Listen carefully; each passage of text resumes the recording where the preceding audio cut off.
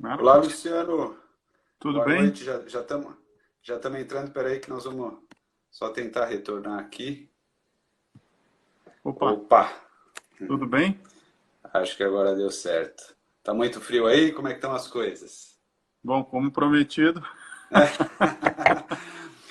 Isso daí foi uma rasteira, hein? Uma rasteira, mas pelo frio tá perdoado. Você vê que eu também tô aqui, tá bastante não, friozinho, né? tão frio. Aqui precisa, depois das 7, uma taça. Luciano, primeiramente queria agradecer você gentilmente ter aceitado o convite.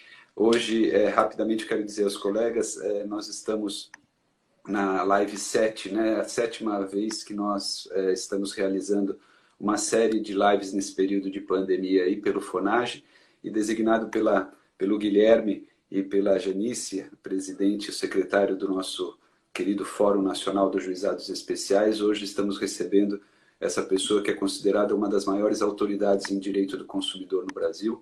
Já há algum tempo não só trabalha na área, como escreve a respeito, é professor universitário, tem mestrado, doutorado, vocês viram na divulgação da live. Na verdade, nem preciso apresentar tanto. E além de todas essas virtudes, há algo muito importante que é o fato de ele estar ocupando agora, exercendo o cargo de secretário nacional do consumidor. E nessa função há uma parceria, uma interação muito cara, muito importante e muito frutífera também para o Fórum dos Juizados Especiais. Então, inicialmente gostaria de agradecer ao Luciano o convite, agradecer também a todas as pessoas que, dando a maior credibilidade às nossas lives e também ao próprio fórum, estão se agregando a nós. E eu vou iniciar, Luciano, se me permite, pedindo a você, principalmente porque pode ter pessoas que não são afetas ao sistema, alguns leigos, né, falar um pouquinho rapidamente sobre a função, qual é o trabalho da Secretaria Nacional do Consumidor, para depois nós ingressarmos nos outros temas que nos esperam. Tá bem, boa noite a você, Márcio. Boa noite a todas as pessoas que nos assistem aqui. É um prazer muito grande estar conversando com os magistrados, magistradas, né, ligadas ao FONAGE, ou não, enfim, que têm interesse no tema, acadêmicos, advogados, vejo pessoas também ligadas aos PROCONs. Então, de fato, minha experiência mais recente é na Senacom, ligada ao Ministério da Justiça, e a Senacom, então, é responsável legalmente pela coordenação da Política Nacional das Relações de Consumo. E congrega um sistema, a gente ouve muito falar do SUS, né, que é o Sistema de Saúde, e que, de fato, está mais evoluído nesse aspecto da coordenação das atividades, mas nós temos o Sistema Nacional de Defesa do Consumidor, que tem lá 900 PROCONs, mais ou menos, e aí é uma complexidade muito grande, porque os estados e municípios têm competência legislativa, concorrente, constitucional, e, portanto, eles não se submetem às interpretações da Senacom, e isso gera alguns desafios do ponto de vista de segurança jurídica, né? Mas é a forma que foi desenhado o sistema, e além dos PROCONs, existem o Ministério Público e Defensoria. Então, acredito que, além das entidades civis, né? Então, é um sistema muito complexo e a gente procura agir baseado em evidências, né? Formulando políticas públicas. Faz 1 ano e meio que eu digo que a política pública de defesa do consumidor devia ser baseada em evidências.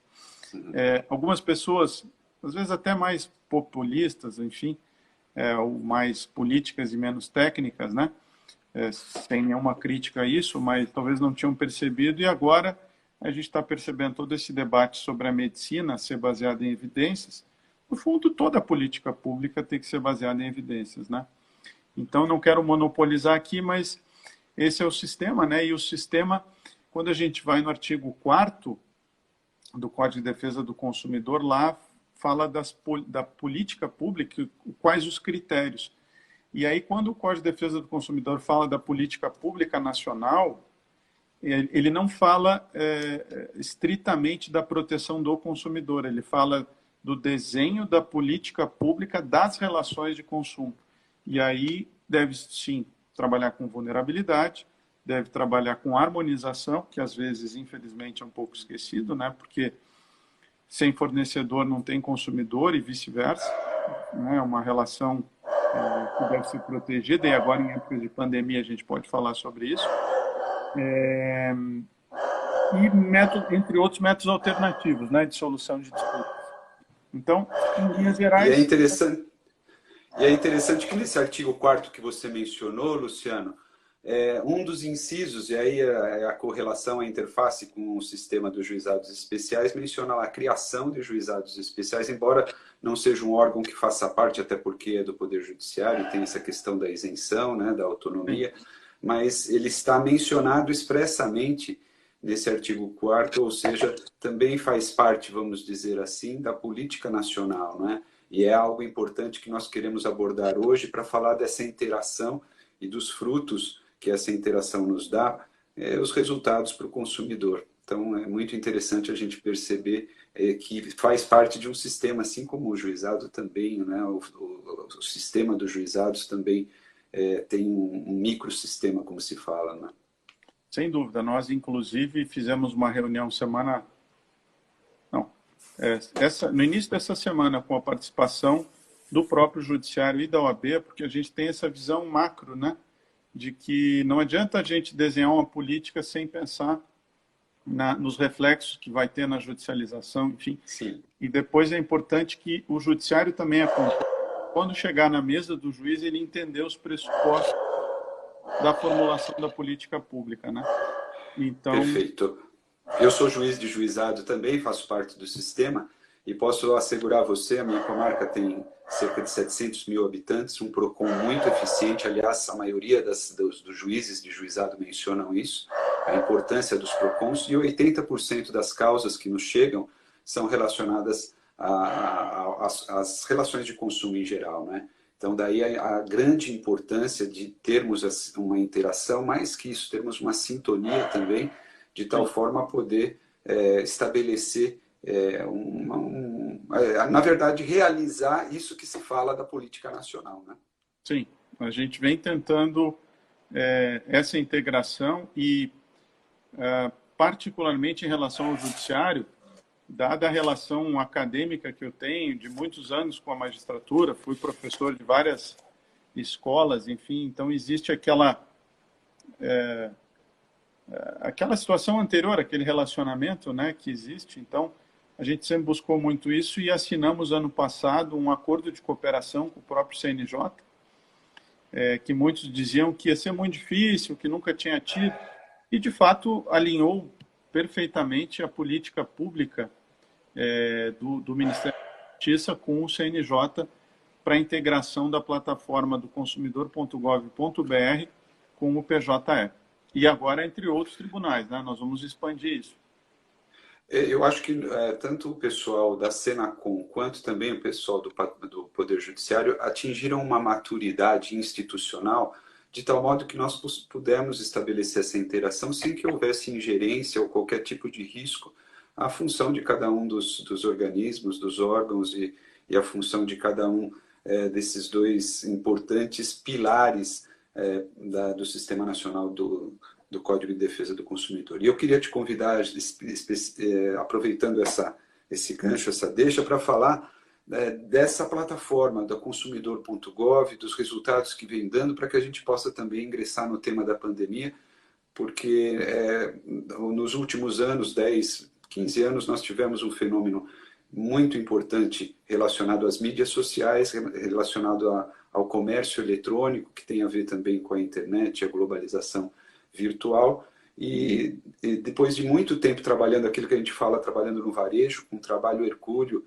heróico dos PROCONs, nós tivemos, por iniciativa do próprio Ministério da Justiça, a criação dessa plataforma com resultados fundamentais, né? Muito embora eu vejo isso quando eu saio para dar palestras, conversar com profissionais do direito, inclusive, advogados e outras pessoas, ainda não temos uma divulgação a tal ponto que fosse bem conhecida como são os PROCONs, né? A maioria das pessoas conhecem os PROCONs, mas nem todas conhecem a plataforma, mas que tem resultados expressivos, não é, Luciano? Sem dúvida. Bom, eu preciso, nesse momento, reconhecer o mérito das gestões anteriores, né, que criaram, de fato, o consumidor.gov.br, particularmente a doutora Juliana Pereira, que estava à época na criação. Nós demos seguimento e tornamos isso uma política pública, né, de Estado. Portanto, para não ficar nessa discussão de governo, né, a gente precisa, no Brasil, ter continuidade. Então, a orientação que recebemos na época do ministro Moro foi de dar continuidade naqueles projetos que faziam sentido, e esse, com certeza, era um deles. Então, rendo aqui as homenagens daqueles que antecederam, o mérito é deles. Nós, de fato, só decidimos implementar, olha a doutora Elma ali, vi também a doutora Janice e outros colegas seus, né? Mas, e colegas advogados aqui que também vi. Mas, bom, então o mérito é da gestão anterior, mas a gente, de fato, trabalhou no passado para expandir o número de empresas. Quando tomamos posse, tinham cerca de 450 empresas, porque essa plataforma é uma plataforma de adesão voluntária. Por que ela é de adesão voluntária? Porque ela é uma plataforma de negociação, que coloca consumidores e fornecedores para dialogar. Então, não adianta você ter na mesa de negociação alguém que não quer, né, estar ali, porque, de fato, não vai dar resultado. Então, ano passado, nós expandimos muito, chegamos a mais de 600 empresas. Então, aumentamos bastante o número de adesões. E conseguimos manter os resultados expressivos que aconteciam antes. Então, hoje, ano passado, foram em torno de 700 mil reclamações, com 80% de resolutibilidade, deixando claro que quem avalia é o próprio consumidor. Até às vezes os fornecedores resistem a entrar, porque eles dizem assim, mas aí o consumidor me avalia, eu não avalio ele. Né? As empresas gostariam de um Uber, né? Que é uma avaliação recíproca. Mas a gente sempre diz que, na média, e quando a gente faz política pública, a gente trabalha com a média, né? Os consumidores não agem de má fé. Na média, eles agem de boa fé. Então, não precisa te preocupar que eles vão ser justos na avaliação. E 700 mil, de fato, 80% êxito, e uma resposta média das empresas em 6 dias. Isso significa, dentro daquela visão, esses dias eu participei de uma mesa pré-pandemia, né? Com o Dr. Kazu Watanabe, e eu dizia, poxa, precisamos 20 anos para entender o que o senhor dizia, que acesso à justiça não é acesso necessariamente ao judiciário, mas acesso a uma ordem jurídica justa. Então, você pode, sim, desculpe até, eventualmente, num canal do próprio judiciário, ousar a dizer que acesso à justiça não é apenas acesso ao judiciário, mas o judiciário deveria ser a última porta, não a porta de ingresso. Então, essa plataforma ela é uma plataforma que resolve a vida do consumidor, nesse sentido, dá acesso à justiça e coisas muito simples que muitas vezes tem aquela discussão, mas o consumidor vulnerável está fazendo um acordo lá. Bom, assim como o consumidor não age de má fé, na média as empresas também não agem de má fé. E a gente está falando de problemas simples, de cancelar uma linha telefônica, enfim, coisas que consumidores podem sim resolver junto com as empresas, né? Importante mencionar também que nós vamos revisar o decreto do saque, para tornar o saque das empresas mais efetivo. Então, nós vamos ter que trabalhar com todo o caminho de solução de disputas. Agora nós pretendemos também, tivemos uma conversa com o Poder Judiciário, com o CNJ, que o CNJ ambiciona criar uma plataforma de mediação. Aí mediação não é o Gov, né? O consumidor.gov é negociação. Sim, então, negociação. Então, nós teríamos o saque das empresas, resolvendo 80%, 90%, o Gov, mediação e arbitragem, e aí então chegamos ao judiciário. Acho que esse é o desenho ideal, né? Esse seria porque nós, do FONAGE, mas mesmo no Poder Judiciário, nós vemos o respeito que os próprios tribunais de justiça, ou seja, é uma política institucional do próprio Poder Judiciário, dá apoio à plataforma, não só a plataforma, porque nós já temos um histórico bem anterior de interação com os PROCONs, né? A plataforma acaba sendo nada mais do que um acesso virtual, mas os tribunais de justiça em geral receberam muito bem essa iniciativa, não só pelos resultados. Imagina se nós não tivéssemos esses 80%, isso tivesse passando pelo judiciário, como o nosso acervo estaria muito maior, não é? E quanto se economiza em relação a isso, não só para o Poder Judiciário, para a Justiça, mas também para as próprias partes, para as empresas. E essa negociação, que eu chamo de negociação monitorada, vamos dizer assim, estimulada também, não só pela Senacom, como também pelos outros envolvidos, isso faz com que nós também tenhamos uma visão, né, Luciano, um pouco maior disso que a gente discute há muito tempo no FONAGE, com o CNJ nos ajudou bastante, que é a criação, a Valéria Lagraça, que está presente aqui também, e tantos outros, o professor Cazu, a gente fala dessa necessidade do sistema multiportas funcionar porque é uma gama muito grande também de perfil de relação de consumo, de conflito, de problemas, e a heterogeneidade que nós temos no Brasil, né? Porque não são, o consumidor.gov, quero crer, também não consegue absorver demandas que são demandas mais regionais ou locais, com empresas que têm uma abrangência não nacional, mas uma abrangência menor, não é? E aí a necessidade também de fortalecer os PROCONs e essas outras alternativas que estão surgindo também, não é? Sem dúvida. Em relação aos PROCONs, nós temos um programa de reaparelhamento dos PROCONs e desenvolvemos agora um novo sistema para eles, né, que é o Proconsumidor, que vai estar integrado com o consumidor.gov.br. Então, a ideia é essa, quer dizer, temas de grandes litigantes que envolvam território nacional, a gente resolver pelo Gov. Pontuais, como você bem disse, e ressaltando aqui que os PROCONs também têm em torno de 80% de êxito na sua atividade. A gente captura os dados, né, pela plataforma do Sindec, que vai virar o Proconsumidor. Então, nós temos esses dois sistemas aí com bastante eficiência. Os PROCONs, ano passado, foram mais de 2.500.000 reclamações. Então, de fato... Com índices expressivos também de resolução. Beirando 80%. Então, você tem... claro que quando a população passar a conhecer mais o GOV e os grandes litigantes, nós vamos ter, digamos, essa maior concentração de temas nacionais na plataforma e os temas, digamos, mais residuais ou regionais nos PROCONs, sem prejuízo, claro, de aqueles consumidores que são mais vulneráveis. Enfim, tem o caso específico de idosos, né, que tem mais dificuldade com a internet.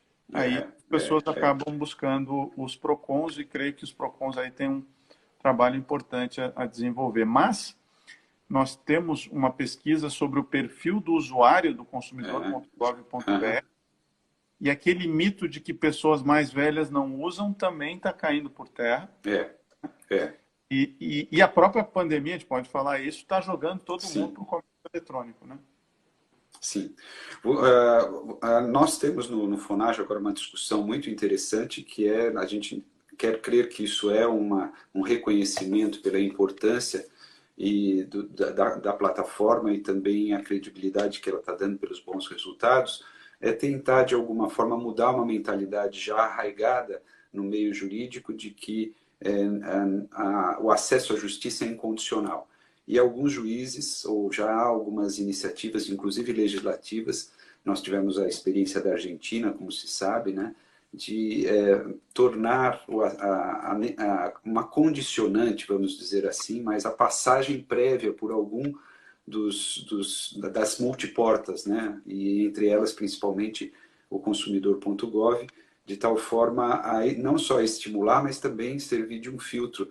Quero crer, a gente diz muito isso no FONAGE, que não faz sentido o Estado investir tanto em Sejus, que em outras plataformas, e também na mediação, que hoje a capacitação dos facilitadores e dos terceiros está muito melhor do que há 10 anos, e nós deixarmos de incentivar que as pessoas passem por isso, sem que isso seja uma grande condicionante. Eu acho que os juízes vão ter a devida parcimônia, ponderação para saber se há necessidade ou não disso, mas criar uma nova cultura, uma quebra de paradigma baseado no precedente do STF recente. Eu queria perguntar a você, Luciano, o que você acha disso e também quais são os grandes desafios que a plataforma está enfrentando e quais são as metas, eventuais planos que vocês têm. Bom, a pergunta é ótima e eu, para responder, eu preciso dizer, como dizem os americanos, de onde eu venho, né? Então, senão, por vezes, se eu der só uma resposta muito rápida e não, talvez fique incompreendido. Então, eu ensino justamente hoje na FGV a matéria de Direito à Economia, Economia Comportamental e agora Neurociência e Direito. Então, eu tenho uma preocupação muito grande com o pragmatismo, né? Então, eu sou, digamos assim, filiado a uma escola de pensamento pouco estudada no Brasil e as pessoas não leem e já têm opiniões, enfim, que é o princípio jurídico, né? E o que significa isso? Significa que a realidade e as consequências importam, né? Então, claro que nós podemos fazer uma reflexão dogmática sobre os princípios, enfim, que eu respeito, mas não é a minha tradição teórica, né? Eu gosto de ver qual é a consequência. Então, eu sempre pergunto, quando começa esse debate sobre se tornarmos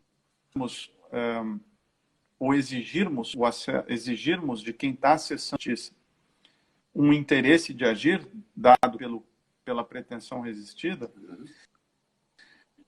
qual seria, de fato, o prejuízo da pessoa esperar 6 dias? Né? Porque eu não conheço assim, judiciário que consiga marcar uma audiência, e não é culpa do juiz, é que nenhum judiciário do mundo inteiro conheci consiga isso em 6 dias. Não tem como, porque o judiciário não foi desenhado para o cancelamento da linha, que não entregou. Isso tem outras formas de serem resolvidas. Não que ele não tenha que estar lá quando o problema não é resolvido, né? Mas creio que você simplesmente dizer que esperar 6 dias é um grande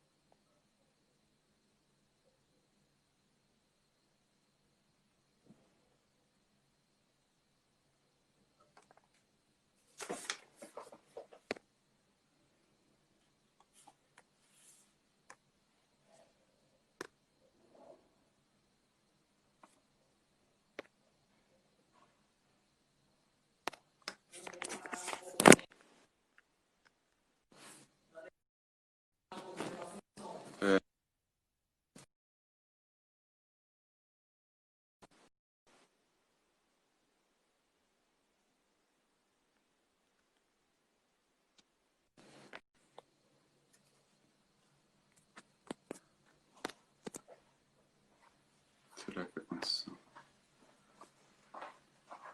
Tira esse fone.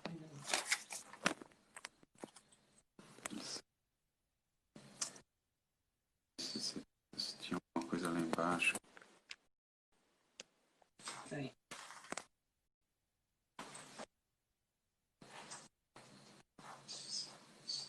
Pessoal, nós estamos aqui com um problema técnico, tentando retornar. Nós já vamos ver agora.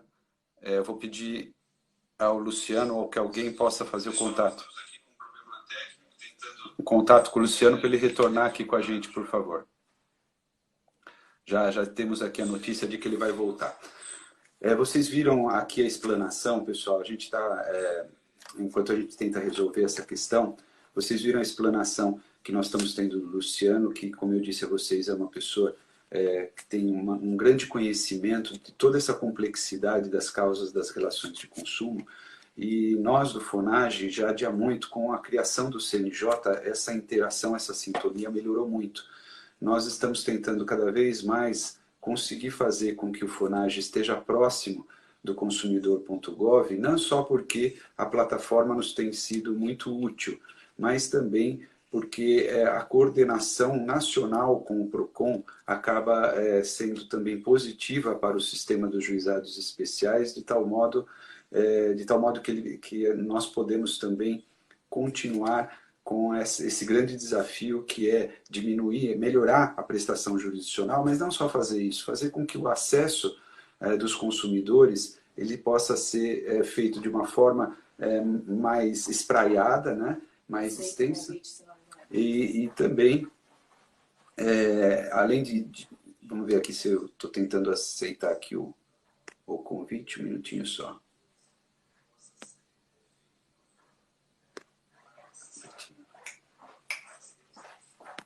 Como é que eu faço para aceitar aqui? Né?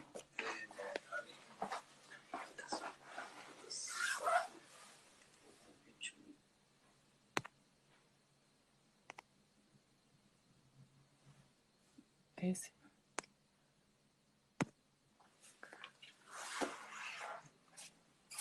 Opa, já estamos de novo. O Luciano pedindo aqui a aceitação. Vocês desculpem essas... perdão, Luciano, perdão. Nós ficamos sem som por algum tempo. Eu retomo. Eu resumo. E aquele retomado. Tá, okay. Eu retomo. Sobre a pretensão resistida, né? Eu falava que eu venho de uma escola, digamos, do pragmatismo jurídico, né? Que, portanto, a gente precisa estudar a realidade, as evidências, enfim. Então, quando a gente vai nos dados e vê que o consumidor.gov, as empresas respondem em 6 dias, eu não vejo prejuízo ao direito de ação do ponto de vista pragmático de ninguém, porque em nenhum judiciário do mundo uma audiência é marcada em menos de 6 dias. Então, eu não consigo ver um prejuízo real. Mas, por vezes, discursos dogmáticos acabam, na nossa tradição jurídica, servindo, como eu digo, como super trunfos retóricos, né? Que quando jogados à mesa, né, você larga na mesa ali devido processo legal, não sei o quê, e aí todo mundo fica constrangido de seguir o debate. Eu não fico, né? Eu gosto do debate baseado em evidências, enfim, pragmático. Mas, enfim, quando nós desenhamos com o CNJ para evitar essa discussão,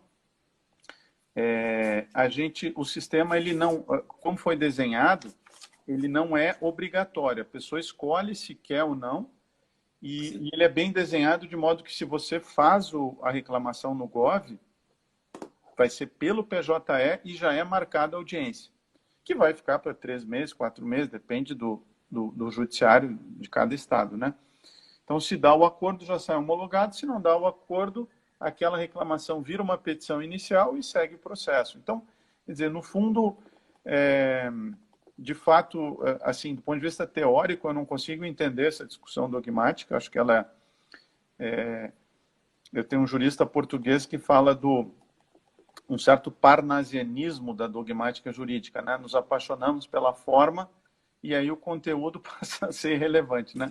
Então... de fato. Luciano, o pessoal aqui comemorando, não só comemorando a sua volta, dizendo que estava muito bom, justamente por isso a frustração, né? Pedindo desculpas a vocês dessas intercorrências típicas dessa época aí de virtualização, esses recursos Eu estou tomando novos. vinho, eu estou calmo. Você está numa situação melhor, né? Mas nós estamos atingindo aqui a metade do nosso encontro, Luciano. Eu não queria deixar, nosso tema foi divulgado nesse sentido. Vamos ter essa questão, vamos considerar, né, essa apresentação da plataforma e também a menção a esses aspectos até um pouco técnicos.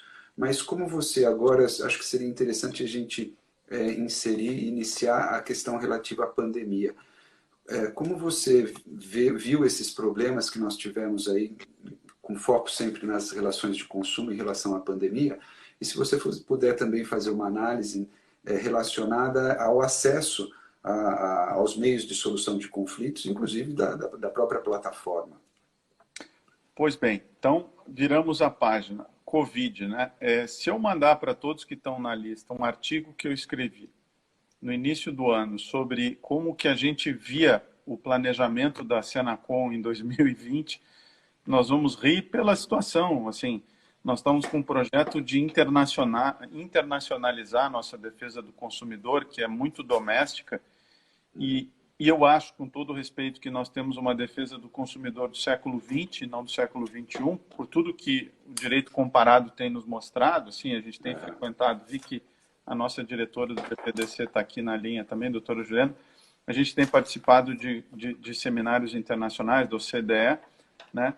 Então, esse era o nosso projeto. Mas, de fato, fomos tomados, como todo mundo, por essa pandemia que acabou atacando muito as relações de consumo, né? Ou afetando as relações de consumo. E começando pelo início, né? Existe por isso que me interessa o tema de direito e economia, existe muita relação entre direito e economia, né? Então, assim, qual é o primeiro campo que que foi afetado do ponto de vista de relações de consumo? Aquele setor econômico, primeiramente, inicialmente, o que primeiro, não existe primeiramente, né? Que foi pela primeira vez afetado, que foi o setor aéreo, né? Porque as medidas de pandemia começaram a proibir as empresas aéreas de voar. Sim. Então, e a gente viu, vamos dizer assim, explodir lá no consumidor.gov as reclamações e a gente consegue ver os assuntos.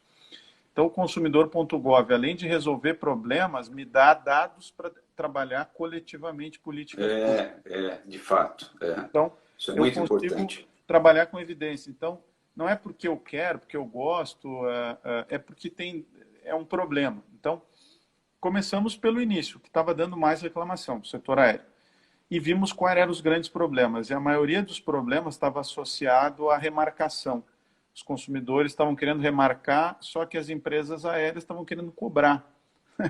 E aí nós chegamos à conclusão que era um caso fortuito. Se é caso fortuito, não é culpa do consumidor. Entendeu? Então, e nem da empresa aérea. Então, trabalhamos dentro daquela lógica do nudging, né? Que são aquela arquitetura de incentivos que o governo dá para que as pessoas tomem as melhores decisões. Porque as aéreas estavam apavoradas, porque da noite para o dia, literalmente, perderam 80% da receita. Né? Eu não sou secretário do fornecedor, mas é que eu não tenho como não tenho como ignorar a realidade. Então, ficou evidente que se todos os consumidores fossem a juízo pedir o reembolso, as aéreas não teriam dinheiro e ajuizariam uma recuperação judicial, como aconteceu fora do Brasil. Fora do Brasil não aconteceu. Né? E é um setor estratégico, né? É um setor estratégico. É o que leva médico, paciente, equipamento. Sim. Né? Então, a gente não pode esquecer isso. E não pode esquecer que... E não é por acaso que o Ministério da Justiça tem um braço que é concorrência, que fica no CAD, e outro braço que fica... Você não tem como separar. Então, a gente precisa minimamente manter a concorrência das... Né? Então, senão o consumidor daqui a 6 meses vai ter que aguentar uma empresa monopolista no setor aéreo cobrando. Lembra da Varig, né? Ninguém quer... o voo era bom, mas era caro, né? Então, acho que ninguém quer voltar àqueles tempos. Então, fizemos um TAC que foi duríssimo conseguir, envolvemos o Ministério Público, para garantir aos consumidores a remarcação gratuita ou um crédito que pudesse ser utilizado. Reembolso entraria só em último caso para evitar o efeito manada no judiciário, que quebraria as empresas e, por isso que é preciso ser pragmático, é muito fácil eu dar uma declaração para a imprensa, se eu quiser ser candidato a deputado, enfim, que eu não tenho a menor pretensão, quando eu terminar o meu período eu vou voltar para a advocacia, para dar aula, assim, não tenho a menor pretensão política, e nem critico quem tenha, mas é fácil eu ir na imprensa e dizer que não, vai lá, o consumidor, reclame, entra nessa empresa. Só que o que vai acontecer? Vai ficar 2 anos, a gente sabe o tempo médio de duração de um processo, que é razoável, 2 anos no juizado especial. Quando ele tiver um crédito, ele vai ter que habilitar. Aonde? Numa massa falida. É. Luciano, e nessa plataforma que você mencionou muito bem, né? Ela acaba sendo um termômetro, ela dá um panorama, ela te municia de dados para que vocês possam também implementar, corrigir ou estabelecer políticas. Isso é muito importante também, não é? Embora o sistema, vocês têm o Sindec também, que ajuda bastante. Mas eu gostaria de saber se, em relação à pandemia propriamente, passado aquele momento de tensão, os próprios consumidores também conseguiram compreender essa dualidade de problemas, tanto das empresas quanto dos clientes, né? Claro, sem renunciar aos seus próprios direitos, mas também sendo um pouco mais maleáveis na solução dos conflitos. Olha, vamos falar assim, creio que na média sim, mas quando a gente fala de economia comportamental, neurociência, a pandemia traz uma situação que é o medo, né? E a própria reclusão, o distanciamento em casa, também traz a raiva. Então, você não está em condições normais de temperatura de tomada de decisões, vamos dizer, racionais, né? Que é o sistema cerebral 2. Pensando lá no Kahneman, né? Pensando rápido e devagar. O sistema cerebral 1 é o responsável por decisões emocionais. E o 2, que é lento, o 1 é rápido e intuitivo, que é o que nos fez não ser comido pelo leão, né? Senão reativo, né? Reativo, intuitivo. Nós temos isso. E é rápido para a gente não morrer. O 2 já é fruto da evolução, enfim. Mas ele é lento e está cada vez mais difícil de nós acionarmos o sistema 2. Só que o consumidor, para fazer bons acordos, ele precisaria estar com o 2 acionado. Só que numa pandemia, está o 1 ali. Então, a gente vê que, na média, sim, mas algumas pessoas, de fato, e é compreensível, muito irritadas. No tema aéreo, nós conseguimos resolver muito bem os dados que nós temos, porque notificamos as empresas para a gente conseguir mensurar o impacto da política pública. Os dados são mais de 2 milhões e 500 mil consumidores remarcaram as passagens. Ou seja, menos 2 milhões e 500 mil ações. O cara ia ter que ir, e às vezes para não chegar a lugar nenhum, porque isso ia virar, como foi com a Avianca, né, que entrou em recuperação. Cadê o crédito dos consumidores que compraram passagem da Avianca? Né? Sim. Teve demanda, enfim. Mas onde acabou dando, Marcos, mais, e por razões óbvias, o sistema 1 mais aguçado, e é compreensível, eu como pai entendo, é no tema de escolas, né? Porque aí os pais, mães estão em casa, enfim, estão vendo ali o filho, e o filho demanda, então é uma soma de home office, homeschooling, todo mundo dentro de casa, e também os professores querendo trabalhar, mas não conseguindo. Então, as escolas querendo ofertar o seu serviço e não conseguindo. Então, foi muito difícil. Nós emitimos uma nota técnica recomendando o diálogo, mas não sei se você já viu aí, os dados são assustadores, né? São assustadores. São assustadores e isso vai ser um desafio também para todos nós, né? Não só as empresas, também aqueles que lidam institucionalmente com as relações de consumo, a Senacom e também os PROCONs, e depois para o Poder Judiciário, né? E essa era uma outra questão que eu precisava entrar, que é dizer o seguinte: quais são os critérios? Foi interessante quando você mencionou, Luciano, que esse TAC que vocês fizeram com as empresas aéreas, eles acabaram, olha só, a dimensão que isso tem, né? Inspirando a medida provisória, né? Que depois acabou sendo também um norte para que nós, depois do Poder Judiciário, muito embora a gente tenha no ordenamento jurídico alguns princípios e alguns dispositivos esparsos que a gente pode invocar para ter uma decisão de consenso, não tão legalista, mas para tentar acomodar as circunstâncias e os interesses envolvidos, vai nos faltar uma diretriz legal, né? E a medida provisória é uma delas. A outra é saber que nós vamos ter que lidar, nós juízes, esse vai ser um grande desafio com o retorno do trabalho presencial, com os casos e com as circunstâncias concretas, né? Não só para outros direitos que não são das relações de consumo, como locação e outros temas muito importantes, mas e principalmente aquelas que estão regidas pelo Código de Defesa do Consumidor. E é nesse sentido que eu ia te perguntar se, como vocês tiveram uma experiência aí no Tribunal de Justiça, essa foi uma pergunta que o colega Alexandre de Abreu pediu para fazer para vocês, em que aquela fase anterior de negociação na plataforma acabou sendo absorvida depois na fase judicial. Se você tem conhecimento dessa experiência, se sair, e qual a sua opinião a respeito dela, nesse contexto que a gente vai ter de aproveitamento e de imprimir uma celeridade na resposta do Estado para essas questões. Sim, tivemos reunião com o CNJ há 2 semanas, né? E, de fato, chegamos à conclusão de acelerar o processo que antes ele vinha, digamos, tranquilo. Nós fizemos um piloto com o TJDF. Aí eu tenho amigos em São Paulo, né? Por ter feito parte da minha vida profissional em São Paulo. Aí os paulistas, pô, Tim, mas e por que não começou por São Paulo? E aí eu explico, que é um tribunal muito grande, né? E sou gaúcho. Aí a gauchada, pô, Tim, mas e como é que... Porque eu falei, não, eu explico. Começamos pelo TJDF, porque ele é um tribunal pequeno, comparativamente, e é próximo do Ministério da Justiça. Próximo. Foi conveniência e oportunidade.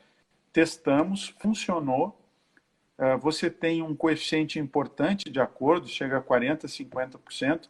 Eu lembro que a OAB me chamou também para uma reunião, muito preocupada. Eu falei, olha, gente, vamos experimentar, vamos ter os dados e depois vocês se preocupem, né?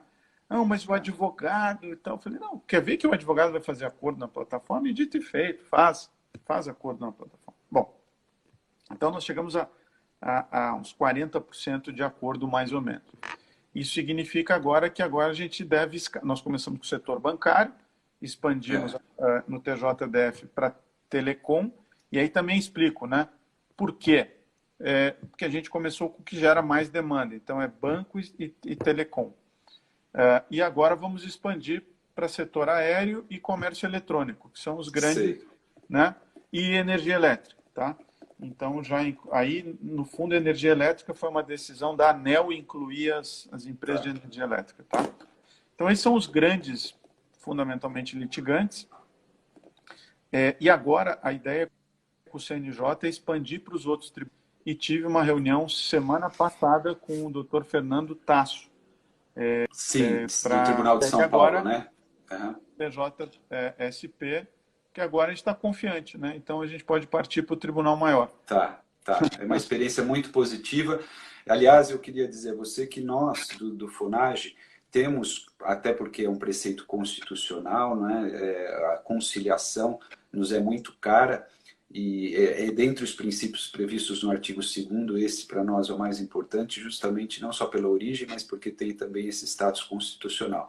Mas dizer que havia uma grande resistência pelo fato de que essa fase prévia de tentativa de solução consensual, ela não era propriamente uma conciliação, né? Seria uma negociação.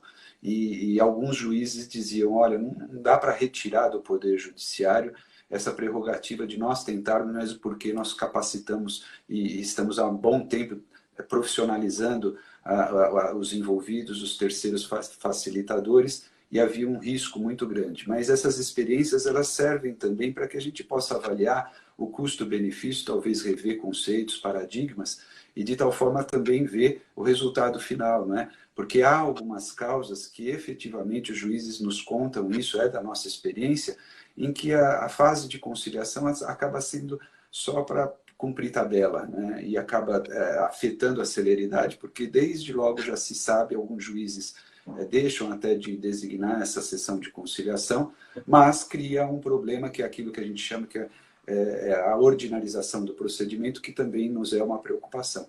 Por isso, talvez essas experiências sejam muito importantes de serem não só implementadas, mas também avaliadas, né, no seu procedimento, no seu desenvolvimento, de tal forma que a gente possa conseguir qualificar melhor e também ter uma análise melhor de todas essas questões envolvidas.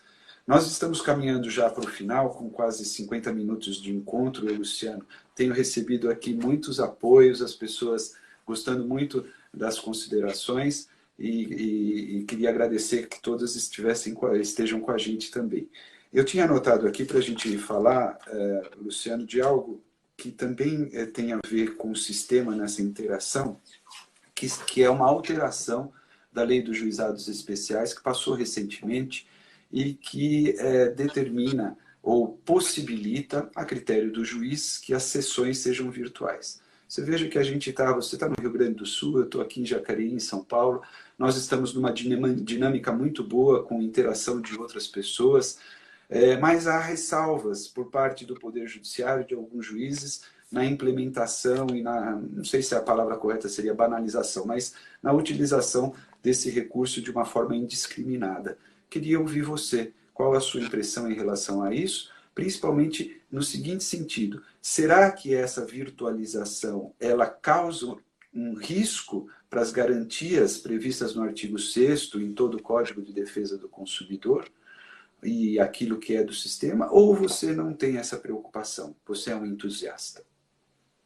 Eu sou um pragmático, né? Eu não sou nem entusiasta, nem otimista, nem pessimista. Então, a gente precisa ir nos dados. Eu vou contar o que eu fiz quando tomei posse. Eu digo, bom, agora eu preciso entender de tecnologia, porque o meu passado na advocacia era de advocacia artesanal, vamos chamar assim, né? Não era de volume. E tive experiência como árbitro e mediador. E também, portanto, falei, não, preciso entender agora dessa questão de contencioso de massa. E aí comecei a me reunir com plataformas, fiz uma reunião com a B2W, que é a Associação Brasileira de Lotex, né, para também não ter nenhuma uma situação transparente, enfim, para conhecer todas as tecnologias disponíveis de mediação online, né? A teoria da mediação era de que a mediação funciona melhor na presença do mediador, que aí ele vai, né? É a teoria. Só um segundinho que... Opa. Agora, já falo do que 5 minutos. Então, peço desculpa aí pela interrupção, mas os dados, toda a teoria de mediação era que o mediador presencialmente faria toda a diferença. Qual a minha surpresa? Mediação online traz mais resultado, em termos, assim, percentualmente. Os dados são que mediação online dá muito mais resultado, com todo o respeito, segundo os dados que me foram trazidos, e eu tenho uma visão popperiana de ciência, né? A ciência é sempre contingente. Ela é verdade até que alguém prove em contrário, com base em dados, né? Não gosto de coisa ideológica. Me dá os dados. Bom, e os dados foram que mais de 80%, 90% da mediação online dava resultado, mais do que até o Comex. Eu fiquei pensando, puxa vida, eu preciso convencer meus amigos juízes a fazer online. Porque aí qual é a explicação dos caras? É que as pessoas de casa fazem acordos em condições melhores, em termos do sistema. Você consegue acionar o sistema 2+. Você não pegou trânsito. Porque, assim, o grande volume do contencioso está em grandes cidades. Então, o cara em São Paulo, ele vai pegar 2 ônibus, vai ficar esperando. Se ele está na casa dele, imagina nós agora fazendo um acordo. Sim. O ambiente, né, o rapport que a gente fala, Sim. né, ele é mais favorável. Eu fiquei surpreso, tá? A gente tem... Mediação e assim, e todos os relatos que eu estou tendo, claro, eu mesmo também fui obrigado a dar aula online, né, lá na FGV. E meus alunos falaram, olha, professor, 80%, 90% de uma aula presencial. E aí, numa análise de custo-benefício, você está disposto a pegar 2 horas de trânsito por 10% a mais, entendeu? Então, é algo interessante, né? Há uma certa resistência, você sabe, também da classe dos advogados, mas não só dos próprios juízes. Há argumentos de um lado dizendo dessas experiências, e eu acho que é muito importante agora nessa fase de transição, disso de novo, né? A gente conseguir, de alguma forma, tirar uma conclusão ou separar casos, né, em que, olha, isso daqui tem o perfil para ser tratado virtualmente, esses outros não, né? É muito interessante isso. Eu acho que temos que vivenciar, a gente não deve temer mas claro, tem que fazer um projeto piloto, né, como a gente fez com o TJDF. A gente testou o Gov ali, essa integração, funcionou. Agora vamos expandir. Né? Às vezes advogados, juristas, têm pretensões de transformar o universo. Né? A gente poderia ser menos ambicioso e fazer que nem o pessoal de laboratório, né? Vamos fazendo testes, vamos mensurando, né? Vamos testando assim, os dados da mediação online são absurdamente positivos. Acho que o judiciário deveria romper esse paradigma, testar, mas a minha aposta, né, é que vai funcionar bem e, inclusive, vai melhorar a percepção do usuário do sistema público de qualidade, porque, Marcos, uma coisa interessante, o brasileiro acha que o Estado é ineficiente. Então, às vezes a pessoa... Volta e meia eu recebo mensagens assim, Luciano, usei o consumidor.gov e funciona. As pessoas surpresas. Eu também já tive essa experiência.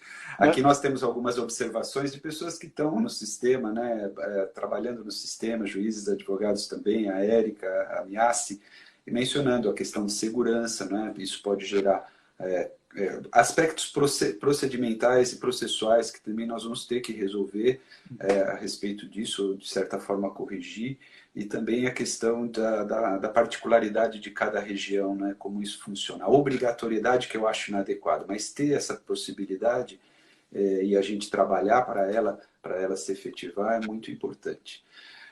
Luciano, a gente está caminhando agora para o final e eu gostaria de fazer com você uma ponderação. Nós do FONAGE, e vocês também mostrando isso até pela plataforma e pelo todo o histórico dos PROCONs, já muito a gente fala desse novo paradigma que é o paradigma da conciliação, da solução consensual dos conflitos e da forma pacífica de tentar resolvê-los, né? E nesses últimos 20 anos eu acho que a gente andou bastante. Nós evoluímos não só nas técnicas, como também na estrutura e em tudo que está envolvido com essa nova forma de solução, deixando de fazer aquilo que você mencionou, que é deixar na responsabilidade, a cargo do Estado, toda a responsabilidade de solução de conflitos, às vezes nem tão complexos. E na pandemia, nós vimos que essa questão, juntamente com a necessidade do bom senso daquele que é o julgador, ou daquele que é o intérprete da lei do caso, bom senso e mediação, isso acaba sendo um consenso entre todas as pessoas que estão falando sobre o assunto. É o que vai ser a tônica dos próximos meses, aí, ou quem sabe até dos próximos 2 anos. Queria que você fizesse algumas considerações a respeito disso e como nós, do âmbito jurídico, podemos contribuir para dar uma prestação adequada para essas situações da pandemia. Bom, eu fiz um trabalho uns anos atrás para o CNJ, um edital, quando estava na PUC, com o pessoal da economia, da sociologia e da administração. E a gente quis entender por que tem tanto processo e que, no fundo, que leva o excesso de litigância no Brasil, na área civil, né? Direitos patrimoniais disponíveis. E chegamos à conclusão, com pesquisa empírica, que são 4 motivações para litigar no Brasil.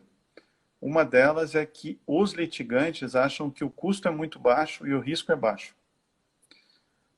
E isso atrapalha o acordo, porque, de fato, não custa você tentar um bilhete premiado. Isso aparece, inclusive, nas entrevistas.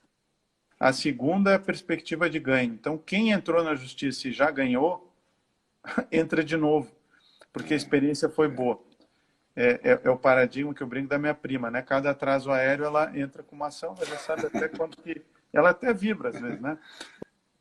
Coitado, estou brincando. Mas do uso instrumental da justiça, é aquela pessoa que usa o judiciário não para obter justiça, mas para ganhar tempo, para, enfim, tem esse perfil. E o quarto é busca a justiça, né? Então, eu brinco que das 4 racionalidades para litigar no Brasil, 3 são posnerianas e uma dworkiana, né? Naquele sério debate. Então, Posner tinha razão. Mas, então, eu acho que nós vamos ter que pensar na estrutura de incentivos aí. Nós vamos ter que pensar em, eu acho, tá? Repensar a gratuidade do juizado especial, porque a gratuidade nunca é gratuito, né? Não existe almoço de graça, alguém paga. E aí a gente tem que ver quem está sendo beneficiado e quem está pagando. Então, por exemplo, a minha empregada doméstica, ela não vai no juizado especial porque ela não tem bens a litigar, mas ela paga nos impostos indiretos quando ela compra feijão, sim, etc. Então, eu acho que a gente tem que pensar em aplicar os critérios, né, de assistência judiciária no consumidor.gov, nós vamos ter que pensar, não estou dizendo que amanhã, mas vamos ter que pensar nisso e em precedentes. Nós vamos ter que evoluir para ter mais precedentes. Eu sei que é um tema sensível para o judiciário, mas cada vez que não se segue um precedente, você estimula o sistema 1, que é aquele do prêmio, do bilhete premiado. Então, quando a gente trabalha com teoria comportamental no processo, eu acredito que custo e previsibilidade são fatores que podem ajudar nos acordos. E tecnologia, né? A tecnologia, nós contratamos a UNB para usar a inteligência artificial para ajudar o consumidor a fazer melhores acordos. E para que tudo isso se realize também, né, essas observações, você como um pragmático, sabe que a visão crítica de tudo isso, até mesmo para que a gente veja os nossos problemas, as nossas falhas, vicissitudes, ela é de fundamental importância para que a gente, como eu disse, reveja conceitos e também corrija esses trilhos, essas diretrizes. Mas trabalhar a sensibilidade dos juízes e também fazer com que todos os envolvidos, os facilitadores que vão atuar também numa função muito típica do juiz, eles tenham maior sensibilidade e consigam solicitar, apresentar às partes algumas sugestões de solução, essa criatividade toda e essa sensibilidade é algo que vem com o tempo, né? E que a gente vai ter que, com o treinamento, a gente vai ter que desenvolver. Luciano, olha, a gente está chegando ao final.